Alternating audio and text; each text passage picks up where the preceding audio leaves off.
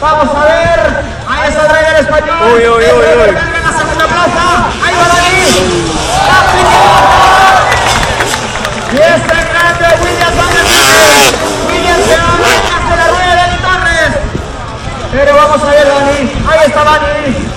Quiere escaparse. Williams se le queda un poco atrás. Dani Torres que aún así. Arriesgar en los saltos. Dani Torres que se pasa. Que se sale del circuito. Lastima ahí la valla. Se queda de nuevo. Vamos a ver qué pasa. Emoción al máximo, Esto es freestyle. Es freestyle. Continúa la carrera. Dani Torres en primera plaza. Pero ahí le da. Williams. Ya se le hace el gol. Williams no ha podido saltar. Vamos a ver, parece que Williams ha tenido problemas en esa circunstancia que ha pasado con la valla.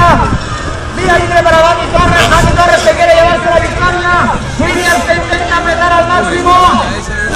Pero ahí tenemos a Dani. Ahí tenemos a Dani. Se vuelve Dani.